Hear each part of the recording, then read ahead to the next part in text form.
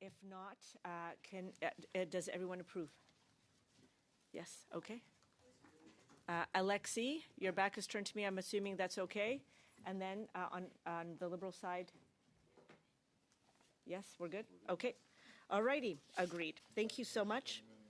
Thank you. Thank you. It's really 5,500 for the actual study, but thank you. All right, so we turn our attention to what we are all here to do today, which is clause by clause of Bill C-3, an act to amend the Citizenship Act 2025. Pursuant to the order of reference of Monday, September 22nd, the committee is resuming its study of Bill C-3, an act to amend the Citizenship Act 2025. I would now like to welcome the officials available to answer questions today during the clause by clause. Please join me in warmly welcoming from the Department of Citizenship and Immigration, Uyen Hong, Director General, Citizenship Branch, Stephanie Jetosh, Acting Senior Director, Citizenship Legislative Policy, Alain Laurentiel, Team Manager and Senior Counsel, Legal Services Unit. I'm glad we have a lawyer with us. Alison Bernard, Senior Policy Analyst. Yes. And Jody Dewan, Senior Policy Analyst. Welcome to all of you. Thank you for being here with us. I would like to provide members of the committee with a few comments on how committees proceed with the clause-by-clause consideration of a bill. As the name indicates, this is an examination of all the clauses in the order in which they appear in the bill. I will call each clause successively, and each clause is subject to debate and a vote. If there are amendments to the clause in question, I will recognize the member proposing it, who may explain it. The amendment will then be open for debate. When no further members wish to intervene, the amendment will be voted on. Amendments will be considered in the order in which they appear in the package each member received from the clerk, with a couple of exceptions, which we will talk to in a minute. During debate on an amendment, members are permitted to move sub-amendments. Only one sub-amendment may be considered at any one time, and that sub-amendment cannot be amended. Once every clause has been voted on, the committee will vote on the title and the bill itself, and in order to reprint the bill the bill may be required if amendments are adopted, so that the House has a proper copy for use at a report stage. So I think with that, I am going to start with Clause 1, and I believe that Ms. Rempel-Gardner actually has an amendment that she would like to introduce. Ms. Rempel-Gardner. Yes, and Chair, the clerk has this amendment in both official languages, and will distribute it to colleagues. As well, just for my colleagues opposite, we made a slight change to two of our amendments, which are similar, that deal with age. He'll also be distributing those. And we also have hard copies in both official languages for consideration as well, too. So those can be, that's fine. Yeah. All right, so Chair, I move that Bill C-3 in Clause 1 be amended by adding after line 9 on page 2 the following. 4.1, subsection 3.2 of the Act is replaced by the following. 2, paragraph 1A does not apply to a person if, at the time of their birth, neither of their parents was a citizen, lawfully admitted to Canada for permanent residence, or a protected person under the Immigration and Refugee Protection Act. So I'll briefly outline my rationale as this is being distributed. So this Bill C-3, the bill before us, fundamentally alters how citizenship by descent is applied to Canada. And the reason why I have approached or proposed this amendment is because a decade of the Liberals' high levels of immigration have profoundly altered Canada's immigration system and the landscape around it. In this context, Canada's unrestricted jus solis policy, the granting of citizenship to anyone born here, even temporary residence children, presents several major problems. For starters, the status quo presents obvious challenges as immigration levels have outpaced housing, healthcare, and job growth. This has led to social tensions, but the problems go far beyond these concerns.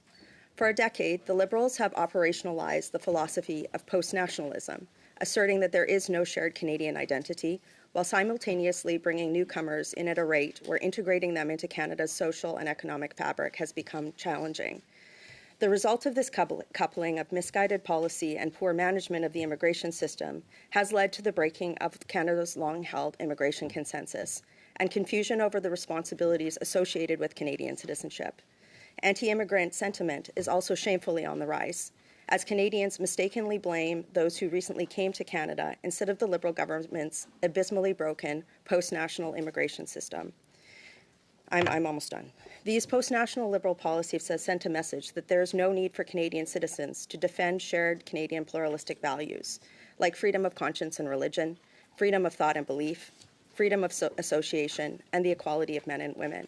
These practices have also virtually eliminated the expectation that anyone seeking to become a Canadian needs to abandon any violent, extreme, or hateful prejudices they once may have held and to contribute to the nation. Said differently, colleagues, the government has, through a post-nationalist and large-scale or mass immigration policy, brought into question the intrinsic value of Canadian citizenship. And without immediate reversal, this philosophy risks permanently breaking Canada's peaceful pluralism and long-standing consensus for immigration. And so you have the amendment before you today. This is why I've moved it. Today, there are millions of people living in Canada on temporary visas, comprising an astonishing 7% of the country's population, a situation never before seen in Canadian history. There are another estimated 500,000 undocumented persons living in Canada, too, as well as 300,000 people in the asylum queue, many of whom will have bogus claims. Many of the millions of temporary residents are set to have their visas expire or have already expired. In this context, colleagues, it's not much of a stretch to foresee that Canada's practice of having no restrictions on solely citizenship acquisition is likely to be abused by people seeking to stay in the country after their visa expires or after a bogus asylum claim is found to be invalid. This is because while having a child on Canadian soil theoretically grants no immediate stay rights to parents who are temporary residents, in practice, court rulings, a deeply broken asylum system, protracted appeals, and sluggish deportations functionally allow them to remain. Recent videos, especially one circulating over this weekend on social media advertising this loophole, suggest this may be the case. The number of people born in Canada to temporary or undocumented residents is not publicly tracked, but recent policies by Canadian hospitals charging temporary residents for giving birth suggest it is a problem. And birth tourism, the practice of non-residents, for example, those on visitor visas, traveling to Canada to have their child on Canadian soil so that they can obtain citizenship, is also on the rise. When former Prime Minister Stephen Harper left office in 2015, birth tourism levels were 590% lower than they are today. Birth tourism is now at its highest levels ever, both in terms of absolute levels and percentages. These types of population growth are not accounted for in immigration levels. In this context, Canada is an outlier by granting unconditional birthright citizenship and should move into alignment with peer nations like the UK and Germany, which are also experiencing unprecedented immigration crises. And what I've in front of you today, colleagues, is to restrict birthright citizenship to permanent residents, at least one person being a permanent resident, one parent being a permanent resident or a citizen. This would align Canada within other peer nations and would somehow, I don't support Bill C-3, but it could restore the value of Canadian citizenship that has been eroded over the last 10 years. Colleagues, without changes to the current unrestricted system of birthright citizenship, as well as the federal government's relatively porous border policies, Canada risks inviting further organized birth tourism and immigration fraud, as well as further clogging an overwhelmed processing and appeals pipeline. Being a Canadian should mean someone to something who acquires it, and that meaning should be derived from significant enough ties to our nation that a deep understanding of responsibilities associated with being Canadian becomes joyfully entrenched within a new citizen's fiber. Canadian immigration law and policy should vigorously protect that principle and not erode it. I think that scrapping the bill in front of us would be a good place to start, but it needs to be severely amended, and we are going to be proposing other smart amendments to this bill to protect the value of Canadian citizenship today.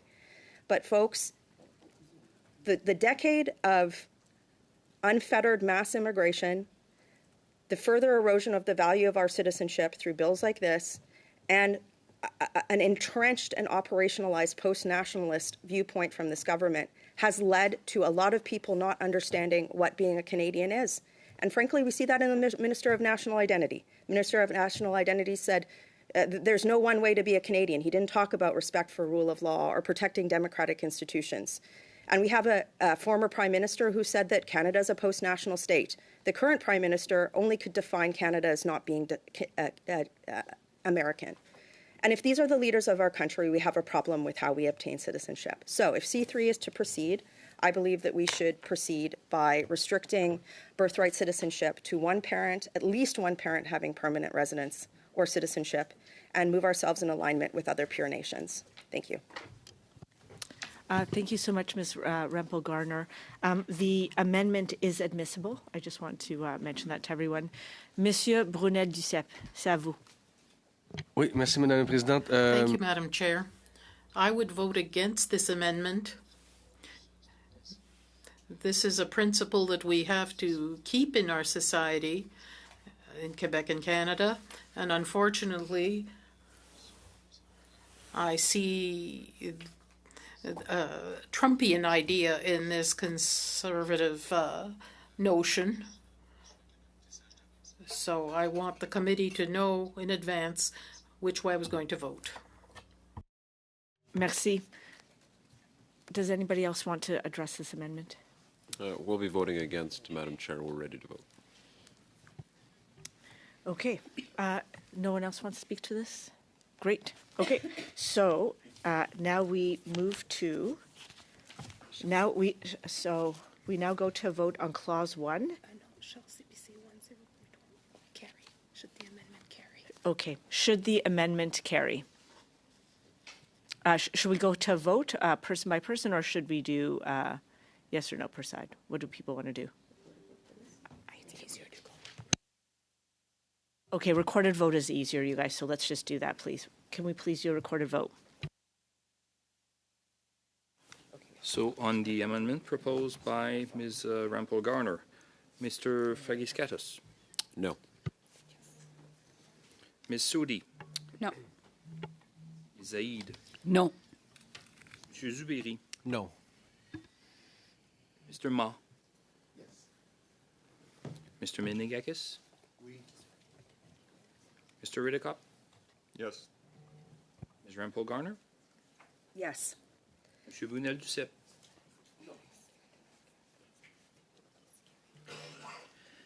Yeas 4, nays 5. Okay, the amendment is defeated. And now we are going to go to the next amendment. And if I can now turn again to Ms. Rempel-Garner for the next amendment. And just, Chair, you're looking at CPC 1 as well? Okay. Fantastic.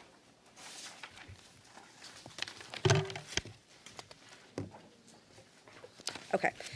So, colleagues, I move that Bill C-3 in Clause 1 be amended as follows. A, by replacing line 36 on page 3 with the following: 1,095 days during any period of 5 consecutive years before the person's birth, or B, by replacing line 28 on page 4 with the following. Juste point out, Sorry. Madame la Présidente. Oh, sorry. Point of order, Madam Chair. There's some confusion here with the interpreters. What they have is, I really want to be sure that they're translating what we have on the floor. Could you start over from the beginning? Where we are at. Oui, c'est juste qu'on était pas, on suivait pas nécessairement ce qui se dit. We weren't necessarily following what Ms. Rempel-Garner was saying. I don't understand. Do we need a few minutes? Okay. I wasn't confused for once. It was a strange thing. Okay. Okay, Ms. I'll start Rempel-Garner. again. CPC 1. Thank you. That Bill C-3 in Clause 1 be amended. A, by replacing line 36 on page 3 with the following: 1,095 days during any period of 5 consecutive years before the person's birth, or B, by replacing line 28 on page 4 with the following: 1,095 days during any period of 5 consecutive years before the person's birth. Point d'ordre, Madame la Présidente. Point of order, Madam. The interpreters don't have the right text. I'm not the only one hearing this or listening. we have to make sure for everyone listening in French that we have the right text for the interpreters. Or is it in the package, maybe? That's the Official Languages Act. For 1 Yeah, minute, there you please, go. so that we could figure out where things are at.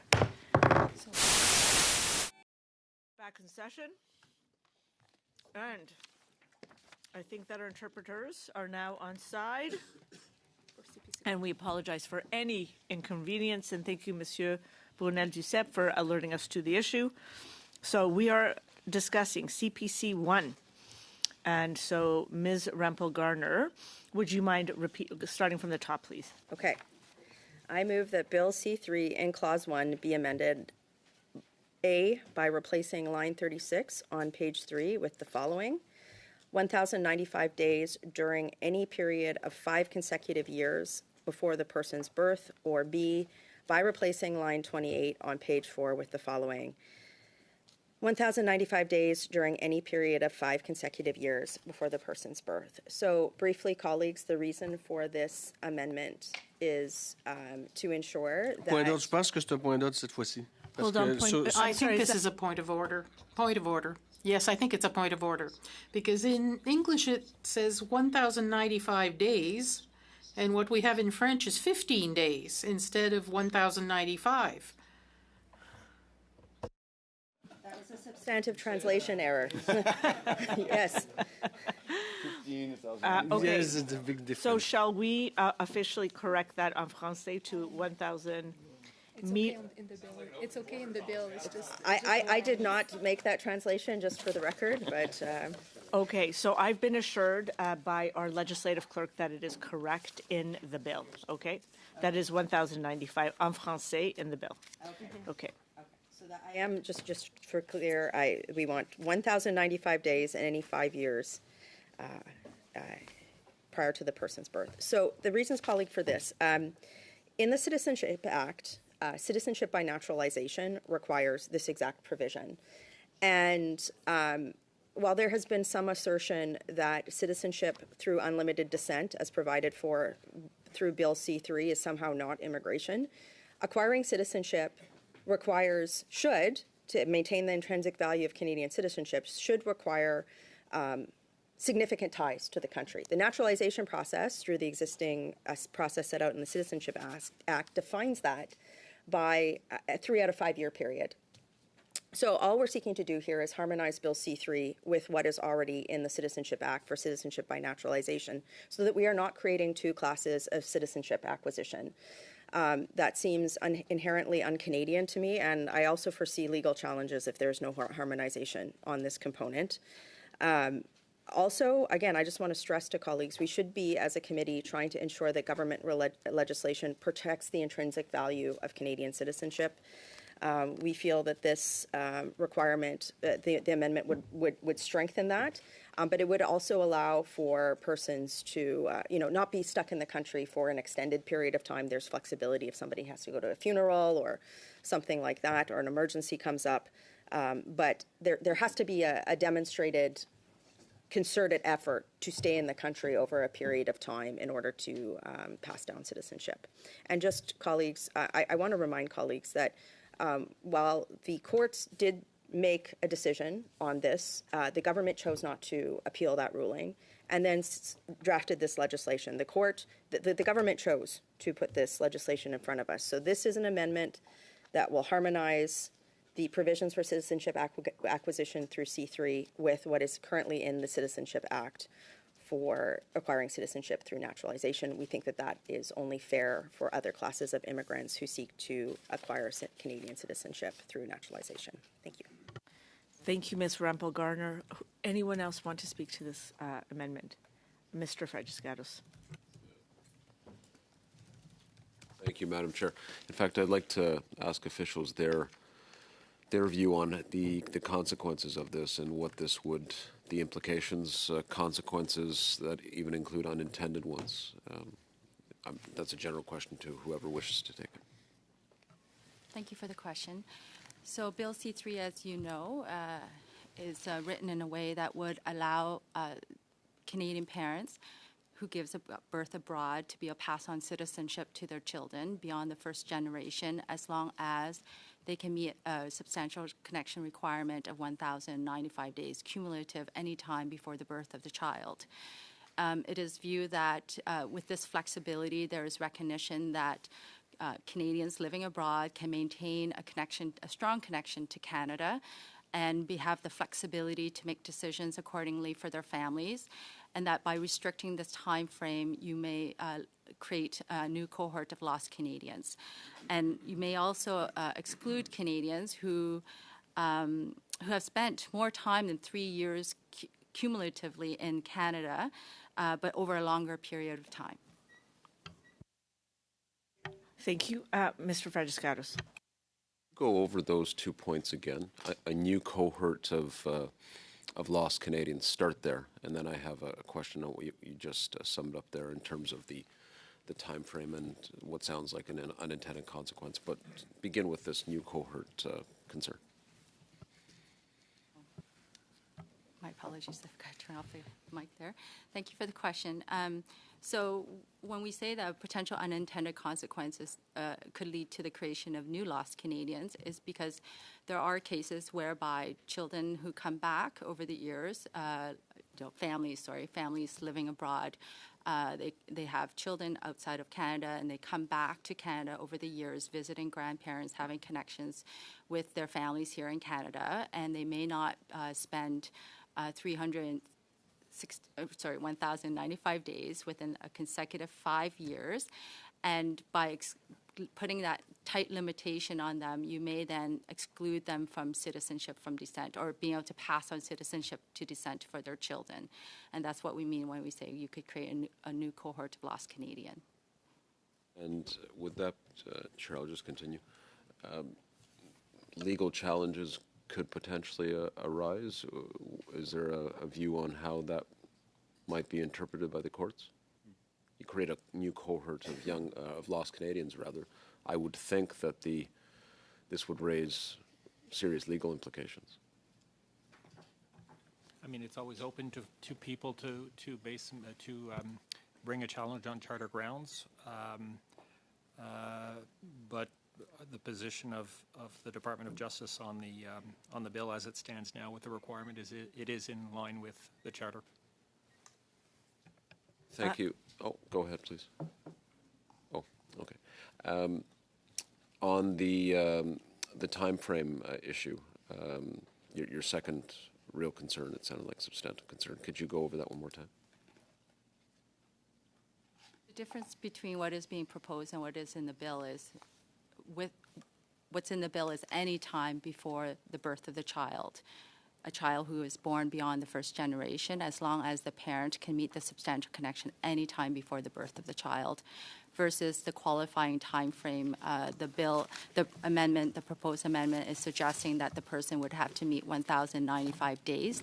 It could be cumulative, it's not consecutive based on the proposed amendment, but it has to be within a consecutive 5-year period.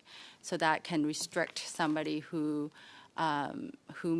may actually spend more time in Canada, but not within a 5-year period. Thank you, Mr. Fragiscatos. Mr. Redcop. Thank you, Madam Chair. So I just wanted to point out that listening to the official's description of this, what you said, I believe, if I paraphrase you, was your example was a family comes to Canada multiple times, but not enough to qualify for 1,095 days in a 5-year period, which to me sounds like, and you suggested, or Mr. Fragiscatos is suggesting that could be a new cohort of lost Canadians. And to me, what you described as somebody who comes to Canada multiple times but not 1,095 days sounds like a perfect description of a visitor to Canada. So I just wanted to point that out. Thank you, Mr. Redcop. Any more debate on this amendment? Mr. Fragiscatos. So talk again, if you could. If you look at the amendment, one could argue that there's reduced flexibility in, if you compare the amendment to C-3, and what the implications of that reduced flexibility would be with regards to the Citizenship Act and the need for consistency that the Ontario Court of Justice has talked about.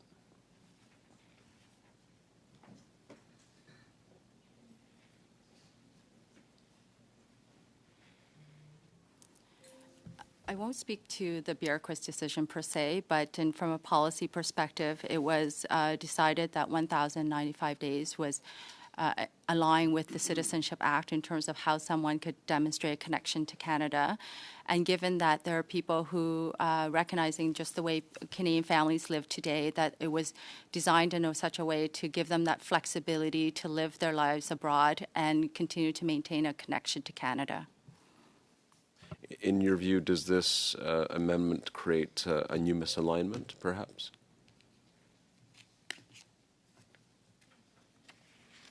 Or whoever wishes to take it. I think this amendment is not aligned to the bill, but that's as far as I could say. Thank you, Mr. Frajascados. I now have Monsieur Brunel-Duceppe. Merci, Madame la Présidente. Thank you, Madam Chair. Just a brief question. What I've understood when we had witnesses before the committee, that 1,095 days as criterion C-3, that number of days was taken as a model in the Immigration Act so that permanent residents could be naturalized Canadian. So 1,095 days was taken by officials as a model for C-3. At that point, in the Immigration Act, it's over a period of 5 years. What this amendment does is that it continues this, but it takes the whole model, what was been done by the officials. I fail to see how this can be seen as unconstitutional, since the period of 1,095 days comes from the Immigration Act. So logically, the period of time that applies in C-3 would be from the same model, and everybody should be happy. Am I wrong? Question. The reason why you're right in the sense that we chose the same number of days, 1,095 days, but the main difference is to receive a grant of citizenship, you would have to meet 1,095 days within the last 5 years before your application, versus Bill C-3, it is proposing that it would be any time before the birth of the child. And the reason why we took this approach is because we are talking about citizens by descent. They are born to Canadian parents abroad. So versus the grant approach, the grant pathway, we are talking about foreign nationals who become permanent residents who pursue citizenship to become Canadian citizen here in Canada. So given that there are two different pathways, one where we're talking about born to Canadian citizens versus foreign nationals who become permanent residents, there is that additional flexibility to allow Canadians living abroad to pursue the opportunities and the lifestyle that they wish in order to, while knowing that they can still maintain a connection to Canada. One last thing, Madam Chair. You're saying that these are two totally different things. So why have chosen the 1,095 days, taking that out from the Immigration Act? If these are two different things, why the same number of days? We chose the 1,095 days to align with how we do it in the grant pathway, recognizing that it is a sufficient number of days in order to demonstrate connection to Canada. Thank you, Ms. Huang, and thank you, merci, Monsieur Brunel-Duceppe. Anyone else want to weigh in on this amendment? Mr. Frajascados. Thanks, Chair. Can I just ask again about I just want to ensure that the question is put forward on this amendment and the Citizenship Act. Is there anything in this amendment that would create either a misalignment or an inconsistency between what's called for here and the Citizenship Act in terms of requirements, so that you have potentially an argument about different treatment?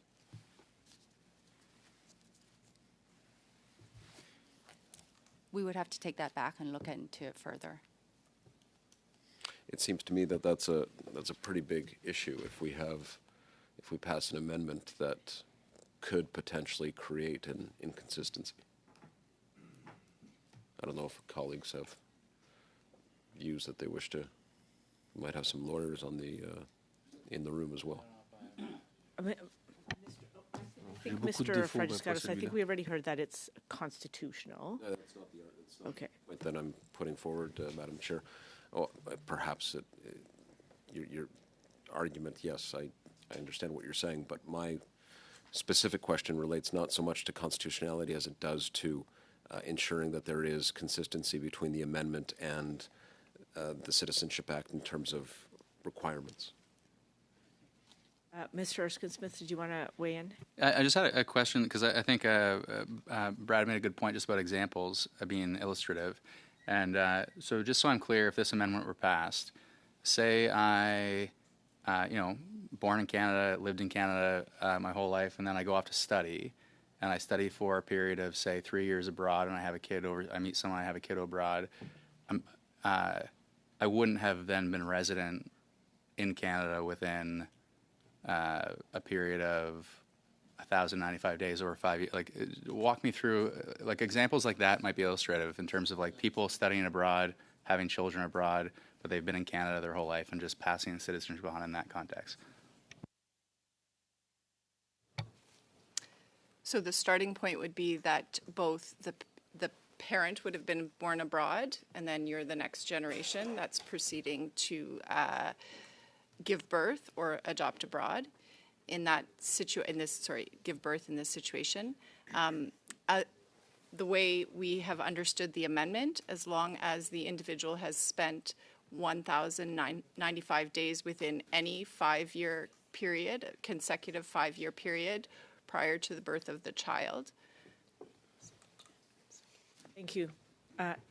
Anything else, Mr. Redekop? Thank you, Chair. Just a response to what Mr. Frederick said, and it kind of echoes on what Mr. Brunel Decep also said. Consistency is important, and I think that's exactly why we're making this amendment, because the Citizenship Act already has 1,095 days within 5 years, and this C-3 only has 1,095 days. So I think we can make a pretty strong argument that it's becoming consistent, as Mr. Frederick asked for, by putting the within 5 years component of it, and then it's aligned with other segments. So thank you. Thank you, Mr. Redekop. Anyone else want to enter this debate? Okay, so seeing none, shall CPC 1 carry? Yes, we're going to vote. Mr. Clerk. So CPC 1, Mr. Fragiskatos. No. Ms. Sodi. Ms. Zaid. No. Monsieur Zubiri. No. Mr. Ma. Mr. Minigakis. Oui. Mr. Riddickop. Yes. Ms. Rempel Garner. Yes. Monsieur Brunel Duceppe. Oui. Yeas 5, nays 4. The amendment carries. Okay, next we are going to Liberal 2. I think we have Mr. Erskine-Smith who is going to speak to the amendment. I think I'm substituting for Mr. Zuberi. Well, I'm substituting for Ms. Zahid while I'm doing this. So this takes us in a different direction, and I move. This is for reference, folks. It's 13626.156 in the package, Lib 2 in the package.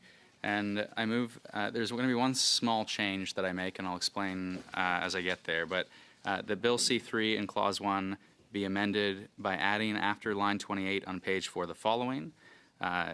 Sub 8.1, so Section 3 of the Act is amended by adding the following after subsection 3, a new 3.1. Subsection 3 does not apply in respect of a person who, while a minor child, was adopted before or after the day on which an act to amend the Citizenship Act came into force by a citizen, if the adoption is recognized by the province or territory in which the adopted parent resides. This is the change, by the way. It's and was in accordance with the Convention on the Protection of Children and Cooperation in respect of inter-country adoption that was concluded on May 29, 1993, and came into force on May 1st, 1995. Thank you, Mr. Erskine-Smith, but my copy says in which the adoptive parent resides on was in accordance. You're saying and was in accordance. So Thank you. The text said or, Okay. but the amendment I'm moving is and. Perfect. Okay, thank you. Okay, debate. Who would like to speak to this? Oh, Mr. Erskine-Smith, thank you. Might as well kick it off. So I want to lay out the rationale in greater detail, but I just want to say personally, so I have two constituents who are affected by this that have adopted abroad. They brought this to me years and years ago, and I made a personal commitment to them that when this issue arose, there was an opportunity to correct this, that I would do so. I'm not a member of this committee. I'm visiting for this specific reason to get this specific concern addressed. And the concern is this, that their kids, whose only citizenship is Canadian, whose only real connection is to Canada, will be treated differently than my kids, okay? I think there's an unfairness to that, and I want to walk through that unfairness. First, I'll read a letter from one of my constituents who says, families who are formed through the process of adoption are required by law to complete all of the necessary regulatory milestones to become a family and secure citizenship for their children. These stringent and arduous requirements are enforced specifically for adoptive families who adopt while living and working abroad, and for Canadian families who adopt internationally while living in Canada, the majority of adoptions. Fundamental to this process already is parental attestation that our children will be raised as Canadians. And I want to get specifically in greater detail, because these are provincial processes and territorial processes. And so just to be clear, these are parents who, according to the rules as they are set down by provinces and territories, have to be living in Canada and commit to raising their children in Canada. And I just want to be especially clear, this was provided to me by a constituent of mine who adopted a child from Zambia. They had to confirm their residency in Ontario. They had to complete a home study by an approved licensed adoption practitioner in the province of Ontario, which consists of, and I'll just say a few things, multiple home visits to inspect our Canadian home where the child will live, detailed interviews with both parents as to how they will ensure their child is integrated into Canadian life and how they will support them, acquire multiple reference letters from other Canadians who can vouch for their ability to parent, complete child welfare checks in every province that they've lived, in every country they've lived longer than 6 months. They have to be approved from the Ministry of Ontario as adoptive parents, after which then they wait in the referral program. And upon returning to Canada, they were required to complete 3 years of home visits by a licensed Ontario social worker in their home. Okay, so every province and territory gives effect to what's known as the Hague Convention on Intercountry Adoption. And the idea there are many ideas there, but one of the ideas there is that kids adopted internationally have the same rights as kids adopted domestically. And let me read specifically from the Hague Convention. This is Article 26, the Hague Convention on Intercountry Adoption. In the case of an adoption having the effect of terminating a pre-existing legal parent-child relationship, the child shall enjoy in the receiving state and in any other contracting state where the adoption is recognized rights equivalent to those resulting from adoptions having this effect in each such state. Let me go on to say, this is not new. This was studied by this committee in 2009. The committee says a number of adopted parents, the committee is of the opinion that adopted children should not be treated differently from children born in Canada. The committee recommends that the Government of Canada grant children adopted abroad by Canadian parents ordinarily residing in Canada the same legal status as children born in Canada. And I note that that same committee also took issue, by the way, to say that this substantial connection test that we're debating right now, the committee also recommended a version of that alongside this specific change that I'm advocating for. This was recently studied briefly, I should note, by the Senate, but Senator Arnott, who, by the way, was a judge, a Crown prosecutor, a lawyer, he was the chief of the Human Rights Commission in Saskatchewan, he has called his proposed amendment, which in substance is the same as I'm proposing here, children who receive citizenship after their adoption is complete should be exempt from the substantial connection test.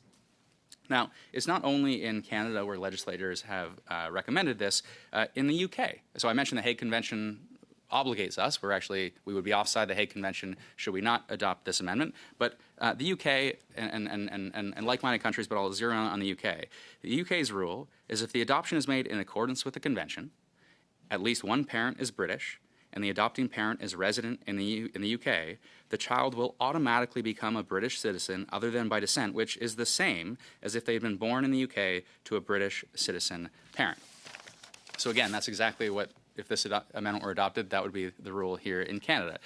Civil society, and let me move to, let me see if I can find my notes here, but I'll just run down. So civil society wrote to then Minister Miller in support of Senator Arnott's proposal, and they said, and these are adoption experts at the Child and Youth Permanency Council of Canada, the Adoption Council of Ontario, the Adoption Options Alberta and Manitoba, New Brunswick, Adoption Foundation, and more.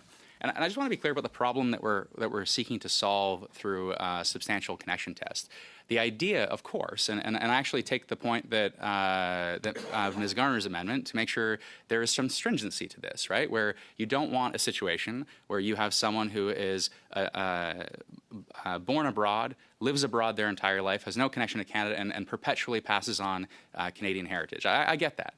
And then even the more stringent proposal that I know Alexi supported and Michelle had put forward, I get it. Because, again, you're trying to establish an actually real and substantial connection. Brad, you said we don't just want visitors. Well, here's a situation where it is impossible to adopt via a province, and again the amendment specifically speaks to the adoption is recognized by the province or territory in which the adoptive parent resides and was in accordance with the Hague Convention. It is impossible for there to not be a real and substantial connection when someone is adopting through a provincial or territorial agency because they are already obligated to reside here and to commit to raising their child here, and the amendment would ensure that my kids are treated the same as theirs and are not discriminated against, and their kids are not discriminated against and treated as other than my own. Thanks. Thank you, Mr. Erskine-Smith. Mr. Redcott.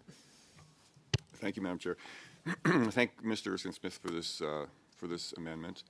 I think, personally, I think it is important that we make sure that adopted kids are treated the same, as you put it, the same as your kids. And I think on this side we would have the same perspective. My concern with this, though, is I guess years of working on this committee and watching changes go through the Citizenship Act, it's always what are the flaws, or what are the holes, what are the do we create new problems? And so in this light, I think about there's a lot of human trafficking going on right now, and so a person can travel to a continent of Africa and potentially find somebody and may not even know that this little child has been trafficked, and so. That's obviously something we don't want to be encouraging and supporting. And so I guess my question to you is, should we be concerned about that? Is there anything in here that would help to prevent that from happening, and how might we be able to deal with that? Because I believe we should be, as you say, changing things to make adoption more equal to birth in that case. I agree. But I'm concerned about, potential downside of this and ways that, most importantly, the ways that unscrupulous people who are always out to make a buck will find a way to abuse the system, which we've seen in so many cases here with the way that the Liberal government has set up the immigration system, whether it be students or temporary foreign workers or others. There's always people who are going to be able to exploit the system that you set up. So how are you going to protect against that? Mr. Erskine-Smith. So I don't want to discount a concern around, maybe you've heard testimony at this committee around human trafficking via adoption. That has not been flagged for me by the adoption community itself. Having said that, I don't want to discount the concern without knowing the evidence. I will simply say this. I respect provincial and territorial authority to manage the adoption process. We are not litigating the province's stringent rules. Provinces can put in place stringent rules to ensure they're taking action. I listed off in Ontario. I'm sure in Quebec they have stringent rules as well, where adoption agencies are subject to provincial regulations. I set down just one example, but I could have pointed to others where there are multiple visits. There's multiple checks. There's multiple investigations as to attestations from others in the community. All of that is within provincial authority. All I am saying is kids should not bear the brunt of any of these concerns. And there are hundreds of kids, there are thousands of kids in Canada today who are internationally adopted. This is not a huge. I don't want to overstate the issue. The last I checked, the department would have better numbers, but the last I checked, there are, the last year that I saw numbers, it was under 700. Less than half of them are by direct grant. It's not. I'm not suggesting this is a huge issue, but any inequality as between an internationally adopted kid and a kid adopted here in Canada or born in Canada, I think is unconscionable. We should address it. And where there are human trafficking concerns, where there's evidence of that, we should be working in tandem with the provincial agencies and territorial agencies that have that jurisdiction and authority to address those challenges. Thank you, Mr. Erskine-Smith. Ms. Rempel-Gardner. Thank you. To the officials, did you provide the minister with any advice to include this type of an amendment in Bill C-3?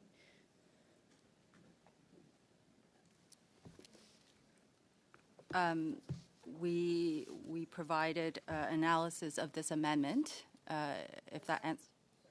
Prior to today's, like, you receiving notice of this amendment, did you provide the minister in the drafting of C-3 any potential, or sorry, any advice to include this type of content?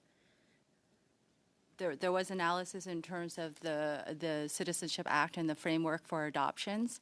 And so, as you know, the structure of Bill C-3 is to mirror as much as possible for the adoption cohort. So in other words, those who are adopted abroad beyond the first generation, as long as their parent can meet a substantial connection requirement, they would be able to have access to the direct grant 5.1. And this is talking about those who are adopted on or after the coming into force of the bill. And those who are adopted prior to the coming into force of the bill would be able to have access to the direct grant 5.1 without having to meet a substantial connection requirement. And the reason why this was put in place the way the bill is structured is to align the two cohorts of those who are born abroad to a Canadian parent with those who are adopted abroad by a Canadian parent. So, said differently, it was a purposeful decision to not include this particular structure within the bill as it was drafted. Would that be a correct characterization? I would say that's a correct characterization. So just to be clear, it's the minister made a decision not to include this in this bill at the advice of the department due to the harmonization and other considerations that you just raised. Is that correct? Well, we provide advice, but really, yes, it is the minister who takes the decision in cabinet. Yes. We didn't hear, this is now, I wasn't on the committee listening to it last time, but it has come up in various provisions. I haven't heard any testimony either from the minister or other witnesses to date suggesting that this is needed. I'm just going to assume that the minister didn't include it in the revised draft due to advice. I guess I'm going to ask a couple more questions just with regard to what my colleague said.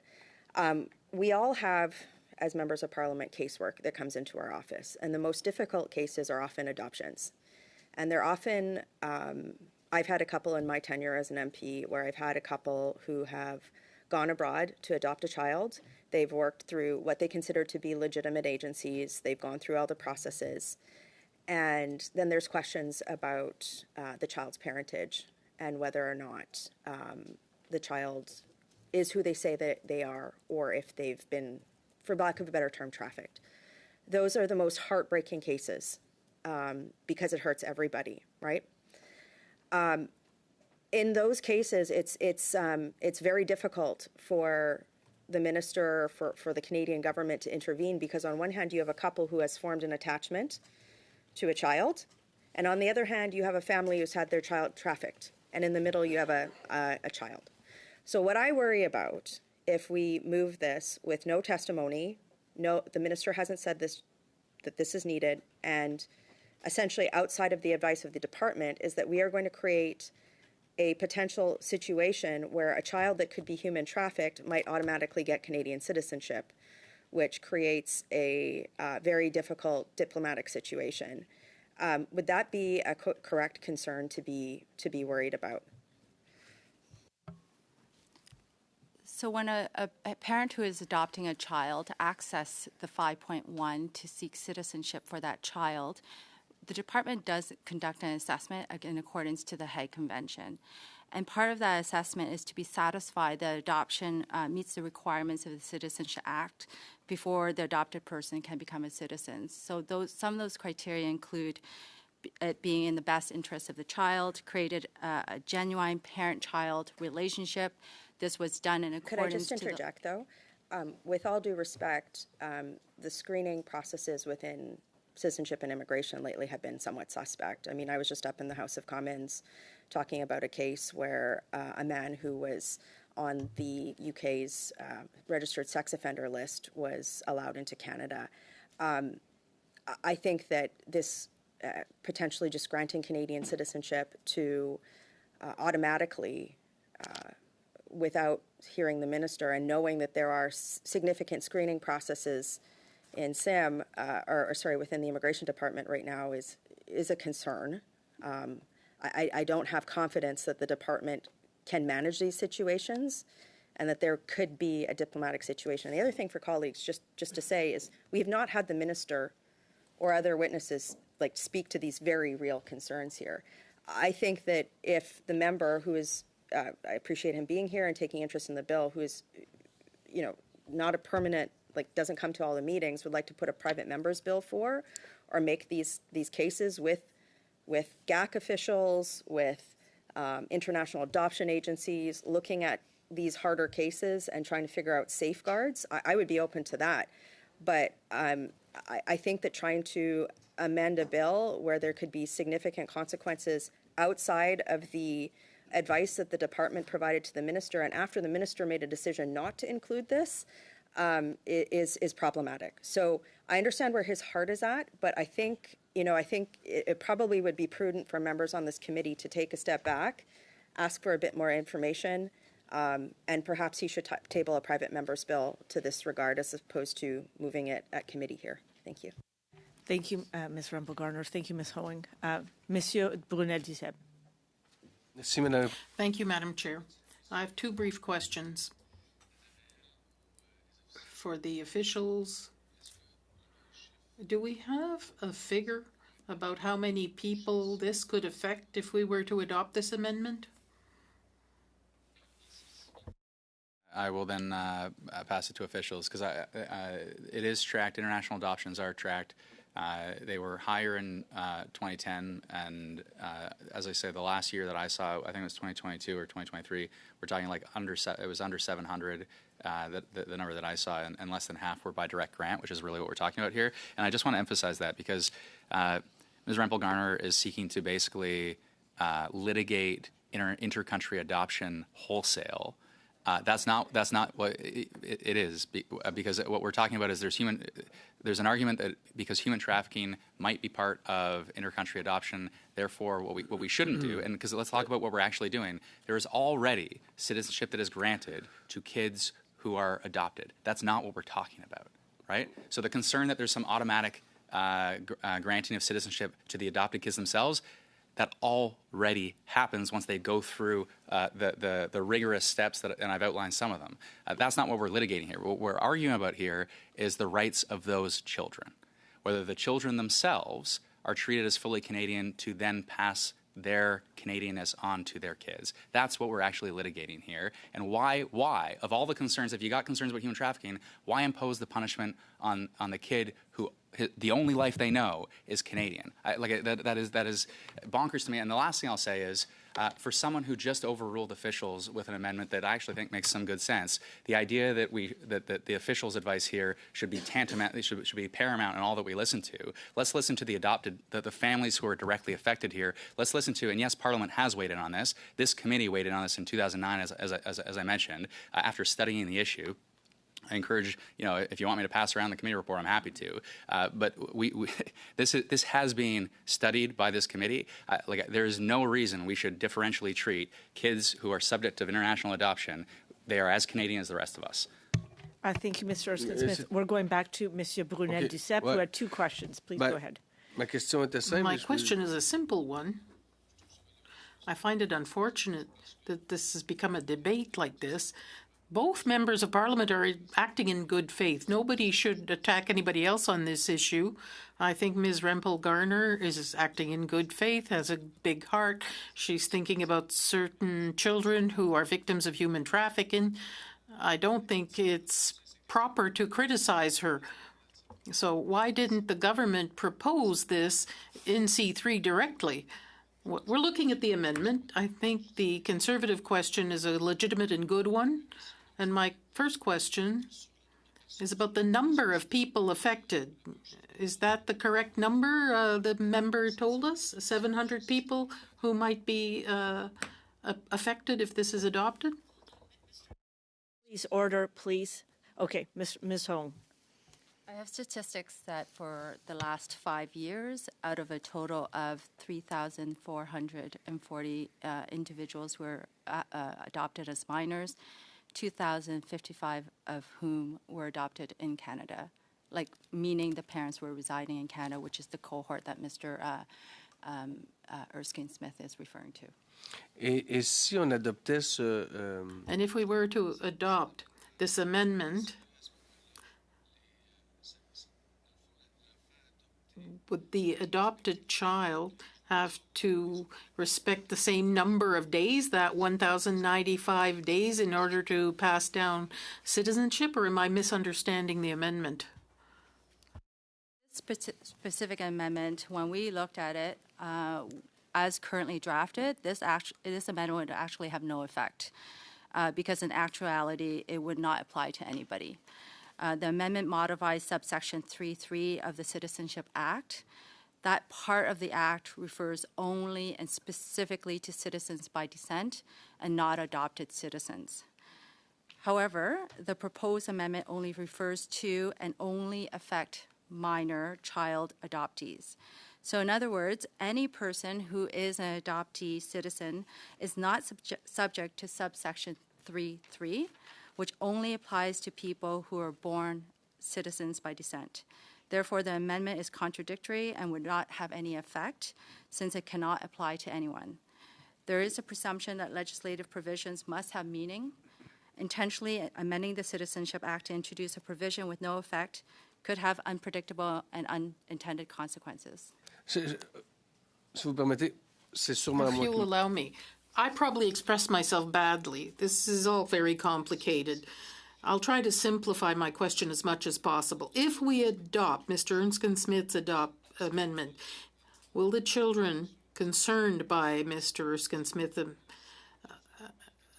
would normalize that 1,095 days so that a person could then pass on their citizenship? Is that clear? You seem to understand. On your left, there's somebody who seems to understand. Yes, I understand. The point I want to underscore. As drafted, there are no effect to the Citizenship Act. There are no changes to the Citizenship Act. We've analyzed it. We reviewed it. Why I understand Mr. Erskine Smith may have an intention to change the Act for adoptees, the way it is drafted has no effect. Hold on, I do have Ms. Rempel Gardner and then Mr. Menegakis, but Ms. Huang, are you saying that it would, the way it's drafted, and if it was we voted it in, it would not have the effect of doing what Mr. Erskine Smith would like it to do? Okay, thank you. Okay, Ms. Rempel Gardner. Okay, so I just want to respond in case my colleague was giving his rant about me as a clip for his constituents. So to his constituents, I feel for you. I hope you're working well with your MP. But what we have here is a piece of legislation that the government has now twice put forward to Parliament. We have officials who are saying that this amendment is, I think the quote that I had could have negative unintended consequences and or might not work as it is. We've had no testimony with regard to how this functionally could impact various diplomatic situations. I just want to be very clear to somebody who may be listening to Mr. Erskine Smith's misdirected rant. This is about legislators trying to get a very complicated piece of legislation right, and supporting a piece of legislation that I guess is redundant or could have unintended consequences. Like, this is not the way to go. So if they are listening, I would encourage them to talk to Mr. Erskine Smith about tabling a private member's bill, which can go through proper diligence and review in order to get to the end result. Thank you. Thank you, Ms. Rempel Gardner. Mr. Menegakis. Thank you, Madam Chair. And further to what Ms. Rumpel-Garner just said and what Mr. Duceppe said, I want to get a point across here. This is a bill that was copied. Bill C-71, that was Bill C-3. Basically, we changed the title, the government changed the title, presented the bill. This was a bill that was presented in the previous Parliament, was debated here at this committee at some great length, from what I understand. I was not here. Where these provisions, Mr. Erskine Smith was a member of the previous government as well. He's presenting this here today. I don't know if he presented it beforehand. You had an opportunity to discuss the bill in some length, I assume, with the minister.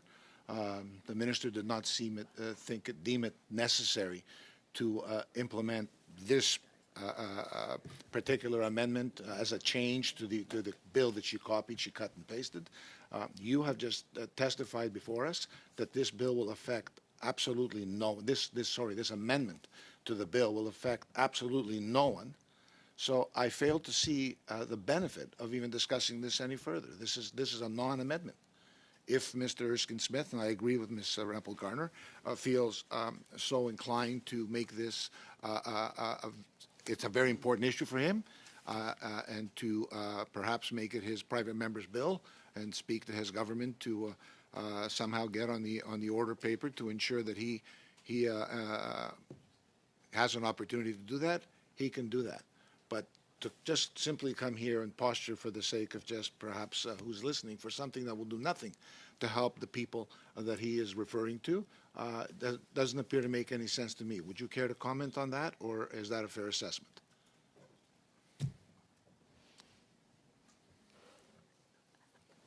Again, just in terms of this amendment that is in front of us, I would say it has no effect, but depending on whether or not Mr. Erskine Smith moves the other amendment, there would be effects to adoptees, that specific cohort. But perhaps I could turn over to my colleague, Mr. Laurencel, to explain to you why Bill C-3 was structured the way it is for the adoptees. Would you like that? Would you like that, Mr. Menegakis? No. Okay. Okay, I think we have Mr. Erskine Smith. Did you want to weigh in? Yeah, so look, you'll see it's interesting when we're arguing about this amendment when the other amendment is also relevant, because they're effectively aiming to affect the same change and covering all bases. And look, the lawyer who took the case and successfully won the case, I don't practice immigration law, so you go to the legislative drafters. I went to the legislative drafters, said I want to affect this change. They came back with drafts. They came back with certain advice. I consulted with counsel who are expert in immigration law. And I said, is this redundant? Is it not? So the argument I got back was no. All I want to do is cover all the bases here. So just so we're absolutely clear, all of the arguments I've laid out, you're suggesting that this particular amendment is effectively unnecessary, and it's the second amendment to 5.1 sub 4 that would affect the change that I'm after. Thank you, Mr. Erskine Smith. Ms. Wang? I'm going to refer it to my colleague Jody to elaborate. Mr. Dewan. Ms. Dewan, sorry. Thank you, Madam Chair. Perhaps if it may be helpful, I can explain in more technical terms why it is that this particular amendment is of no effect. That doesn't mean that any of the other potential amendments would be the same, but this particular amendment, I can explain why that happened, if you would like. Ms. Dewan, is it possible for you to just answer the question as to whether or not the other amendment that Mr. Erskine Smith was talking about, whether it would do what it is that... I'm happy to hear, look, I'm happy to hear a more detailed explanation. And look, if I've got the comfort that this doesn't affect the change and it's the other amendment that affects the change I want, I'm happy to move on to the other one. But it would be good, just based on the fact that I'm not the expert in the room here, and it's based on other counsel who have suggested that I should put both forward, I would welcome a more detailed explanation. Thank you. Ms. Dewan, please go ahead. I can try to provide that for you.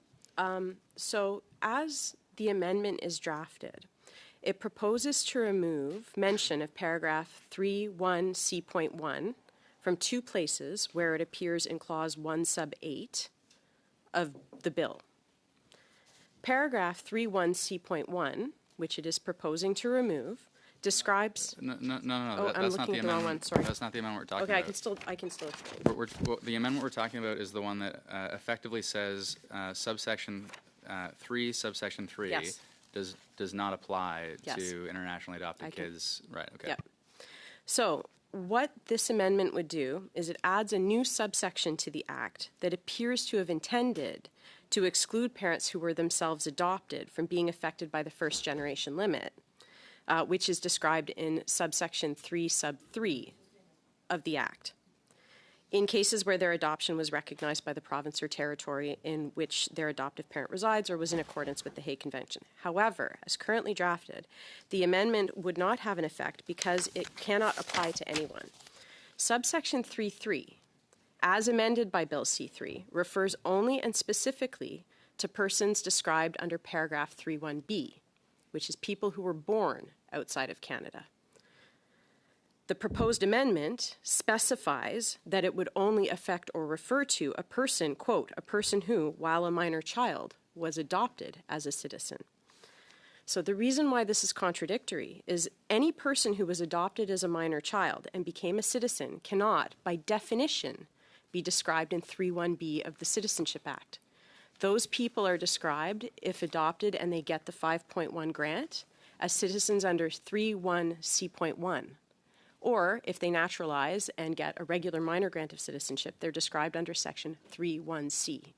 So adopted people can be either 3(1)(c.1)s, or they can be 3(1)(c)s. But the amendment as drafted only affects subparagraph 3(3), which only refers to 3(1)(b)s. So if the paragraph only refers to 3(1)(b)s, and adopted people are only 3(1)(c.1)s, the two do not connect. Therefore, the amendment does not refer to any specific person who could be affected by it. That is why it is of no effect. Mr. Erskine, so thank you so much, Ms. Dewan. Mr. Erskine-Smith, as we've heard that if the amendment were to move forward, so we could do one of two things right now. Look, we could either all, go all to I a care vote. about is the substantive change here, right? It doesn't matter to me how it's drafted. It doesn't matter to me how it's affected, so long as folks who are So adopted unfortunately, internationally. Mr. Erskine-Smith, right now it's either we make a decision, either you withdraw this amendment or we actually go to a vote. I'm happy to withdraw it so long as I have clarity that, and I would welcome the view of officials, Point that of order. if this is withdrawn. So hold on, point of order, Mr. Erskine-Smith. So we have a non-member of our committee essentially wasting our time on something he should be doing his own research. So I'd like to move on because we'd like to get through this today. We honestly want to get through this today. Yes, okay. So Mr. Erskine-Smith. So, Mr. Fragiscatos, and then we'll have to make a decision, please. Yes, Mr. Erskine-Smith is not a full member of the committee, but he is subbing in, and he is an elected member of Parliament with full right to put forward an amendment. So perhaps, Madam Chair, it would make sense. Now, if Mr. Erskine-Smith wants to withdraw his amendment because of what we've heard, that's his choice. But perhaps it would make sense to understand which of Mr. Erskine-Smith's amendments has an actual effect, is not redundant. Point of order. Point of order. Point of order. But Sorry, who's indicated point of order? I'm Hold on. not done speaking, Madam Chair. There was another That would point of be order on top that of would the be the point way of to order. understand the best course forward, rather than what we're doing now. So it's not a point of order, Mr. Fragiscatos, Mr. Metagakis. Madam Chair, I think you said it correctly. Either Mr. Erskine-Smith withdraws or we go to a vote. There's no negotiation here about further amendments that he may want to have and how they impact. We're discussing this specific amendment. We want to move on with the work of the committee. So I think we should just call the vote, as it appears that Mr. Erskine-Smith is not willing to withdraw this unless he gets some kind of negotiation about his other amendments. That's not how committees work. Thank you, Mr. Metagakis. Mr. Erskine-Smith, would you like to take this to a vote? Yeah, or look, withdraw? this kind of goes back to Alexi's question, which is how many people does this touch? And this amendment, we're told, doesn't touch anyone. And then Ms. Huang, you went on to say subsequent amendment, I think it was Lib 4, affects the change and affects around 2,000 people over the last 5 years. So look, if the advice from officials is that this particular amendment doesn't affect the change, and contrary to the lawyer's view who I consulted, look, that's fine by me. I'm happy to withdraw the amendment, and we can proceed with the exact same debate when we get to Lib 4. I'm fine with that. Okay. Thank you, Mr. Erskine-Smith. I need unanimous consent to withdraw the amendment. Do I have that? Yes. Okay. Thank you. All right.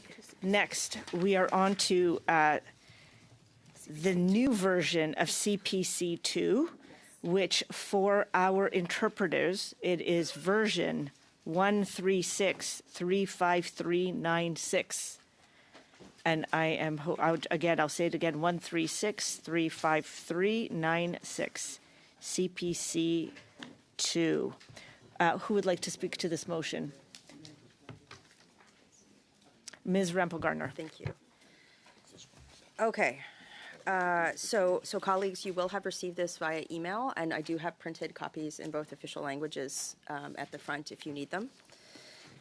So I move that in Bill C-3 in Clause 1, I move that Bill C-3 in Clause 1 be amended by adding after line 28 on page 4 the following. 3.1, paragraph 1B does not apply to a person born outside of Canada on or after the day on which an act to amend the Citizenship Act 2025 comes into force if the person A is 18 years of age or more, but less than 55 years of age and does not have an adequate knowledge of one of the official languages of Canada. B is 18 years of age or more, but less than 55 years of age and does not have an adequate knowledge of Canada and of the responsibilities and privileges of citizenship as demonstrated in one of the official languages of Canada. Or C is 18 years of age or more and has not undergone a security assessment to determine whether they would be inadmissible under any of sections 34 to 37 of the Immigration and Refugee Protection Act. So colleagues, much like the amendments that I moved earlier, these provisions would put the provisions of C3, somebody obtaining citizenship through the provisions in in C3 through the same provisions that they would require to obtain citizenship by naturalization. And again, this speaks to the value of Canadian citizenship. So first, anybody obtaining citizenship through the provisions in Bill C-3 should have an adequate knowledge of one of Canada's official languages. This is, again, this is language that's lifted directly out of the Citizenship Act. To me, one of the responsibilities of citizenship is being able to communicate in one of Canada's official languages. So this makes sense to me to align it with the Citizenship Act. The language in B is the language that's also in the Citizenship Act with regard to a requirement of a citizenship test.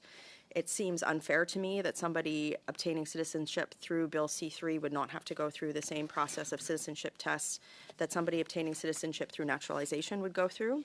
And then C is the same security requirements that would go through that somebody obtaining citizenship through naturalization would go through. So the intent of this amendment is to harmonize the provisions of C-3 with the provisions that are currently in the Citizenship Act in order to preserve the value of Canadian citizenship. Thank you. Thank you, Ms. Rempel-Garner. Debate. Ms. Zaid. Thank you, Chair.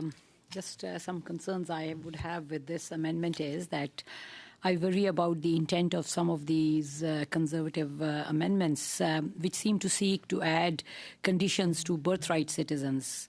So this bill, is talking about citizenship. It is not about immigration.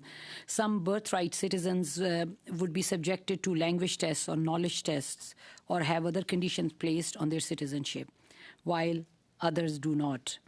We are not talking about immigration here, so we are talking about the people born Canadians to Canadians. It is unfair to have conditions placed on what should be their birthright.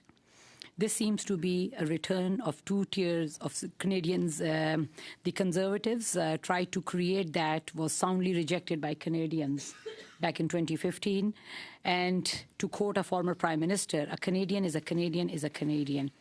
So I would really ask the officials to speak about to the consequences of creating different classes of Canadians or 2 tiers of Canadian citizenship. So if the officials can talk about it. Who would like to do so? Ms. Wong?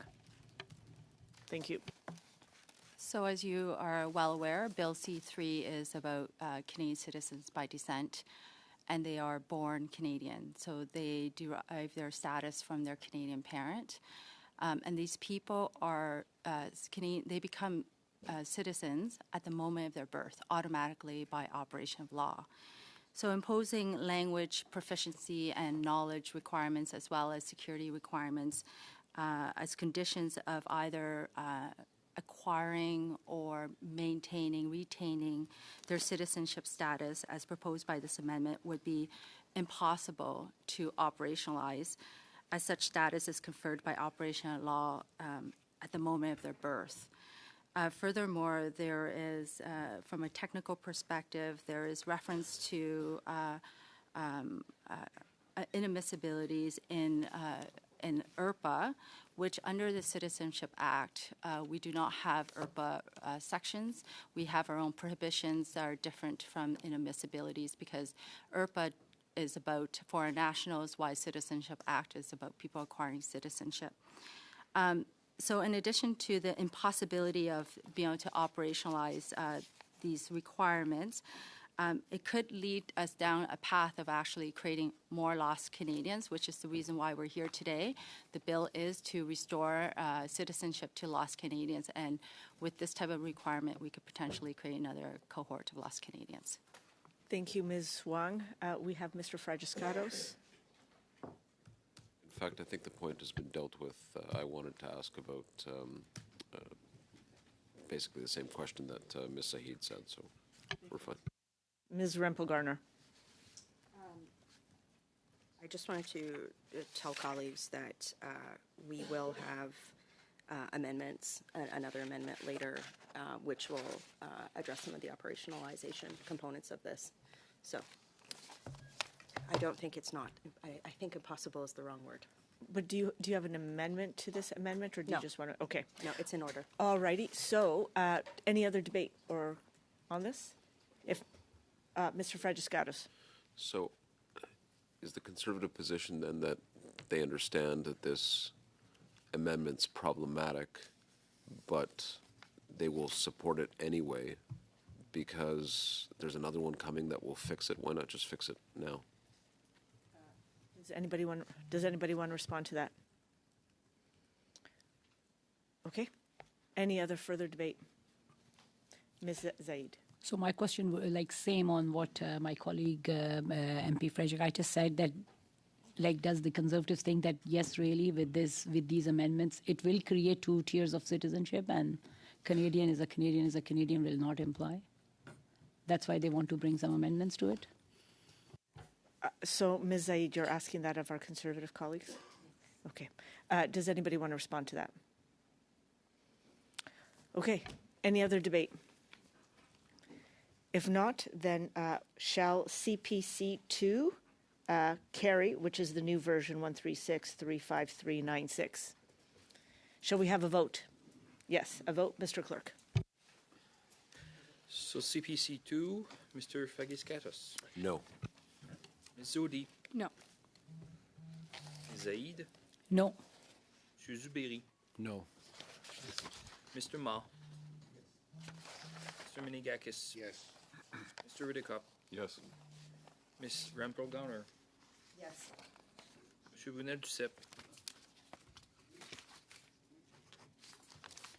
Yeas 5, nays 4.